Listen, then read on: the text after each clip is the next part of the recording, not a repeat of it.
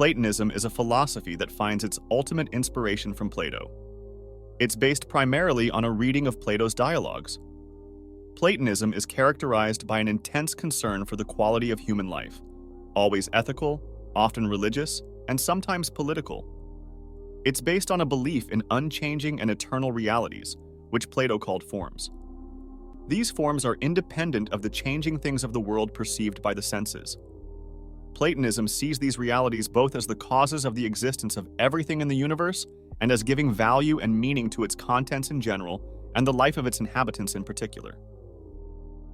It is this belief in absolute values rooted in an eternal world that distinguishes Platonism from the philosophies of Plato's immediate predecessors and successors. Aristotelianism is a philosophical tradition inspired by the work of Aristotle, a famous Greek philosopher. This school of thought is characterized by its use of deductive logic and an analytic inductive method in the study of natural philosophy and metaphysics. One of the key concepts in Aristotelianism is the idea of hylomorphism. This is the theory that a particular substance is a combination of both matter and form. In simpler terms, everything in the world is made up of matter, the stuff things are made of, and form, the arrangement or design of that matter. Another important concept is the idea of four causes. These are the material cause, what something is made of, the formal cause, the shape or form a thing takes, the efficient cause, the thing or process that brings something into being, and the final cause, the purpose or function of a thing. Stoicism is an ancient school of philosophy that originated in Greece and later flourished in Rome. The Stoics believed that virtue, specifically wisdom, courage, moderation, and justice, is the only good, and that practicing these virtues is enough to achieve a well-lived life, also known as eudaimonia. The Stoics taught that external things, such as health, wealth, and pleasure, are not good or bad in themselves, but have value as material for virtue to act upon. They emphasized that a sage, a person who has achieved moral and intellectual perfection, would be emotionally resilient to misfortune. Stoicism encourages us to live in accordance with nature and reason, and it holds that destructive emotions result from errors in judgment. Epicureanism is a philosophy that was taught by Epicurus around 307 BCE.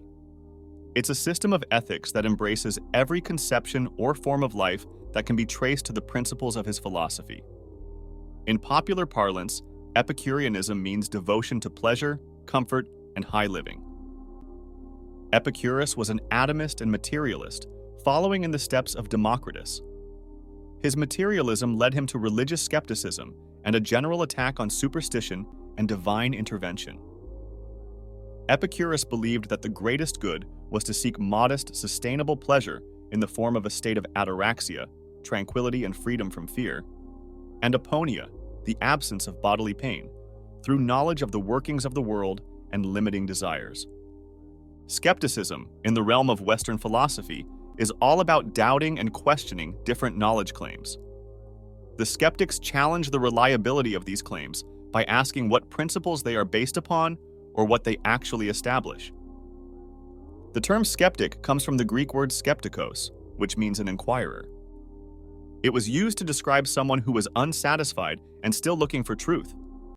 So, skeptics are essentially truth seekers, they question everything, and they're not easily convinced without solid evidence. One of the most interesting aspects of skepticism is that it even rejects knowledge claims that seem very plausible and belong to basic common sense. This is sometimes referred to as radical doubt. For instance, a skeptic might even question the belief that the sun will come out tomorrow, because although it's highly likely based on our past experiences, it's not 100% certain. Neoplatonism is a philosophical system that emerged in the 3rd century AD. It was given its definitive shape by Plotinus, a great philosophical and religious genius. The philosophers who are generally classified as Neoplatonists called themselves simple Platonists. The central idea of Neoplatonism is monism, the doctrine that all of reality can be derived from a single principle, the One. This concept suggests that everything we see and experience in our world emanates from this single source. Scholasticism isn't a single philosophy or theology, but rather a method of learning. It was developed by medieval Christian thinkers who sought to reconcile faith with reason. They aimed to solve philosophical problems, such as the relationship between faith and reason, will and intellect, and the existence of God. The scholastics, as they were known, initially drew from the mystical and intuitional tradition of patristic philosophy, especially Augustinianism. Later, they incorporated the teachings of Aristotle. Scholasticism emphasized the use of dialectic, a method of argument for resolving disagreement. Its main purpose was to find answers to questions or resolve contradictions. This method was quite different from modern science, which is based on observations from nature. Humanism is a philosophical school of thought that places a strong emphasis on human values and potential. Originating during the Renaissance, it was a system of education and mode of inquiry that later spread throughout Europe and England. Humanism is based on the ideal of humanitas, which means the development of human virtue in all its forms. This includes qualities associated with humanity, such as understanding, benevolence, compassion, and mercy, but also more assertive characteristics like fortitude, judgment, prudence, eloquence, and even love of honor. Rationalism asserts that reason is the primary source of knowledge. It suggests that reality itself has an inherently logical structure, and there are truths that our intellect can grasp directly. These truths are so fundamental that denying them leads to contradiction. For example, principles in logic, mathematics, ethics, and metaphysics are considered rational truths. An interesting aspect of rationalism is its confidence in reason and proof, which tends to detract from their respect for other ways of knowing. This confidence leads to the belief that empirical proof and physical evidence are unnecessary to ascertain certain truths. Empiricism is a school of philosophy that believes our knowledge comes primarily, if not solely, from sensory experience. It's like saying, seeing is believing. Empiricists argue that the best way to learn and understand the world is through our five senses: sight, hearing, smell, taste, and touch. This philosophy contrasts with the idea of innate knowledge we're born with, or knowledge gained through intuition or revelation. Instead, empiricists often use the metaphor of the mind as a blank slate at birth, which is then filled in by experiences over time. Kantianism is a philosophical school of thought that originated from the writings of the 18th century philosopher Immanuel Kant. It's a system that explores the nature and limits of human knowledge, aiming to elevate philosophy to the level of a science. At its core, Kantianism is concerned with the principles of knowledge and morality. It emphasizes the role of the mind in structuring our experiences and understanding of the world.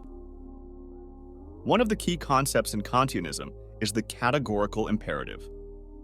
This principle states that we should act in such a way that you treat humanity, never merely as a means to an end, but always at the same time as an end. Hegelianism is a philosophical movement that developed from the ideas of the 19th century German philosopher Georg Wilhelm Friedrich Hegel. It's important to note that the term Hegelianism is used to refer to the movements that followed Hegel's thought, rather than Hegel's own philosophy. Hegel's philosophy places ultimate reality in ideas rather than in things. This means that the true nature of reality is found in our thoughts and concepts, not in the physical objects around us. Hegel used a method called the dialectic to understand this reality. The dialectic involves a process of argument and counter-argument, or thesis and antithesis, leading to a synthesis that combines the two. This synthesis then becomes the new thesis for the next stage of the process. Existentialism is a philosophy that emphasizes individual existence, freedom, and choice. It is the view that humans define their own meaning in life and try to make rational decisions despite existing in an irrational universe. It focuses on the question of human existence and the feeling that there is no purpose or explanation at the core of existence. Existentialism suggests that we are not complete in the sense that we are not what we are, and we are what we are not. This philosophy shows that humans are always in the process of becoming. In some ways, existentialism is an approach to philosophy that shows how deeply human beings are embedded in the world. One of the main themes of existentialism is the emphasis on individual freedom, choice, and responsibility. Structuralism is a school of thought in philosophy and social sciences that interprets elements of human culture by their relationship to a broader system. It aims to uncover the structural patterns that underlie all the things that humans do, think, perceive, and feel. In simpler terms, imagine you're looking at a beautiful painting. Instead of focusing on each individual brushstroke, structuralism encourages us to step back and see the bigger picture. It's about understanding how each part contributes to the overall structure. Poststructuralism is a movement in philosophy and literary criticism that began in France in the late 1960s. It challenges the idea that language is a transparent medium that connects us directly with a truth or reality outside of it. Instead, it suggests that language is a structure or code, where parts derive their meaning from their contrast with one another. Phenomenology is a philosophical movement that originated in the 20th century. Its primary objective is the direct investigation and description of phenomena as consciously experienced, without theories about their causal explanation and as free as possible from unexamined preconceptions and presuppositions. In other words, it's all about taking a fresh approach to concretely experienced phenomena, an approach as free as possible from conceptual presuppositions, and trying to describe them as faithfully as possible. Analytic philosophy is a major school of thought that has been dominant in Western philosophy since the 20th century. It's known for its clarity of prose and rigorous arguments. This school of philosophy often uses formal logic and mathematics, and to a lesser extent, the natural sciences. Analytic philosophy originated from the works of philosophers like Gottlob Frege, Bertrand Russell, G.E. Moore, and Ludwig Wittgenstein. It started with a focus on semantics, conceptual analysis, and formal representation of natural language. This later developed into several new branches of philosophy, including modern predicate logic, philosophy of mathematics and mathematical logic, and philosophy of science.